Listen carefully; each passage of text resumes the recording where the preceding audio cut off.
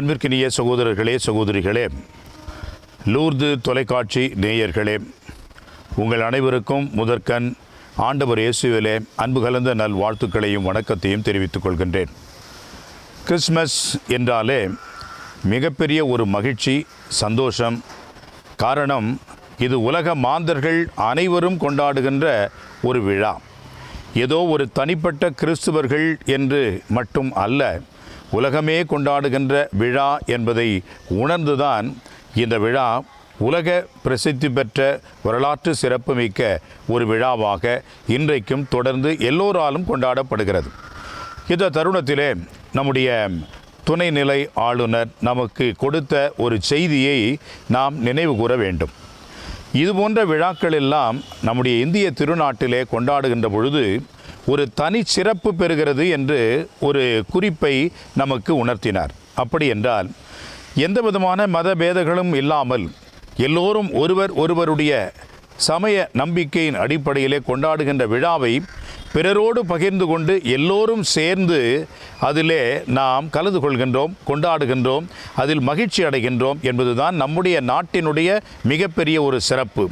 அந்த விதத்திலே இது மனிதத்தை முன்னிறுத்த வேண்டும். நம்முடைய வாழ்க்கையிலே வாழ்கின்ற இந்த சூழலிலே ஒருவர் மேல் கொண்டிருக்கின்ற அக்கறையையும் கரிசனையையும் இன்னும் அதிகமாக்க வேண்டும்.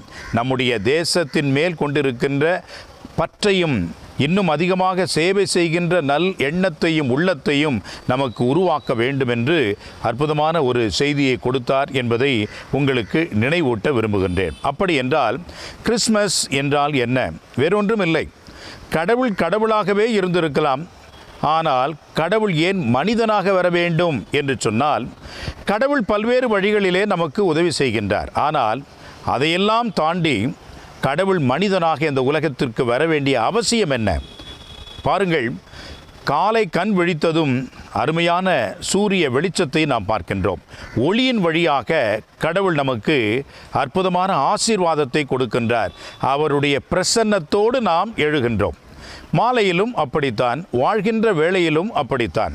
இருப்பினும் கூட இவ்வளவு தூரம் இறைவன் நம்மை பராமரிக்கின்றவர் இன்னும் ஒரு அதிகப்படியான வகையிலே தமது அன்பையும், நம்மேல் கொண்டிருக்கின்ற அந்த அக்கறை பரிவையும், நம்மேல் கொண்டிருக்கின்ற அந்த கருணையையும் காட்டுகின்ற விதமாக கடவுள் மனிதனாக பிறந்தார்.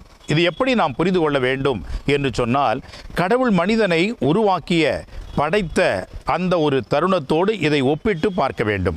அது முதல் படைப்பு, இது இரண்டாவது படைப்பு. முதல் படைப்பிலே பாருங்கள், கடவுள் மனிதனை எப்படி உருவாக்குகின்றார் என்று சொன்னால், கடவுளின் சாயலிலே உருவாக்குகின்றார். எனவே முதல் படைப்பு என்பது கடவுள் மனிதனை தனது சாயலாக, தனது உருவிலே அவரை படைக்கின்றார். அதுதான் ஆதாம். எனவே கடவுள் மனிதனை படைத்தார். இரண்டாவது படைப்பாகிய இந்த கிறிஸ்மஸ் விழாவிலே நாம் என்ன பார்க்கின்றோம் என்று சொன்னால், கடவுளே மனிதனாக வருகின்றார். எனவே மனித உருவிலே கடவுளே வருகின்றார். ஆக கடவுள் அந்த கடவுளாகவே இருந்திருக்கலாம். மனிதனோடு கொண்டிருக்கின்ற அந்த உறவினுடைய தொடர்ச்சியின் உச்சமாகத்தான் கடவுளே மனிதனாக வருகின்றார். இனி கடவுள் இனிமேல் எந்த விதத்திலும் வெளிப்பட வேண்டிய அவசியமில்லை. காரணம், கடவுள் நம்மில் ஒருவராக இருக்கின்றார். இம்மானுவேல். இந்த எபிரேய சொல்லுக்கு என்ன பொருள் என்று சொன்னால், கடவுள் நம்மோடு. அன்புக்குரியவர்களே, கடவுள் நம்மோடு இருக்கின்றார் என்று சொன்னால், எல்லா விதமான பேதங்களையும், வித்தியாசங்களையும், பலவிதமான தடுப்பு சுவர்களையும் நாம் அகற்ற வேண்டும், கடந்து செல்ல வேண்டும், மனிதத்தை தேட வேண்டும். எல்லா மனிதர்களிலும் இறைவன் இருக்கின்றார். கடவுள் நம்மோடு, என்னோடு, உன்னோடு, அவரோடு என்று எல்லாரிலும் கடவுள் இருக்கின்றார் என்பதை பார்ப்பதுதான் உண்மையான கிறிஸ்மஸ். ஏதோ இந்த குடிலில் இருக்கக்கூடிய இந்த குழந்தை சுரூபத்தில் மட்டும் இயேசு பிறந்திருக்கிறார் என்று காண்பதோடு நம்முடைய விழா நிறைவடைந்து விடக்கூடாது. இந்த உலகத்தில் இருக்கக்கூடிய எல்லா மனிதர்களிலேயும் கடவுள் இருக்கிறார். எனவே தான் இந்த கிறிஸ்மஸ் என்பது மனிதத்தை நம் கண்முன் நிறுத்துகின்ற ஒரு அற்புதமான ஒரு விழாவாக, நிகழ்வாக, கடவுளே மனிதனாக வந்த வரலாற்று சிறப்புமிக்க ஒரு நிகழ்வாக இருக்கிறது. எனவே அன்புக்குரியவர்களே, நாம் அன்பை நம்முடைய உள்ளத்திலே வளர்த்து கொள்வோம்.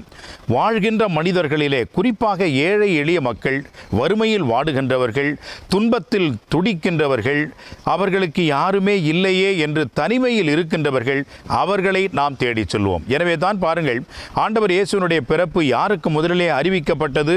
மாட மாளிகைகள் கூட கோபுரங்களில் வாழ்ந்த அரசர்களுக்கு அல்ல, ஆளுநர்களுக்கு அல்ல, பெரிய பணக்காரர்களுக்கு இல்லை.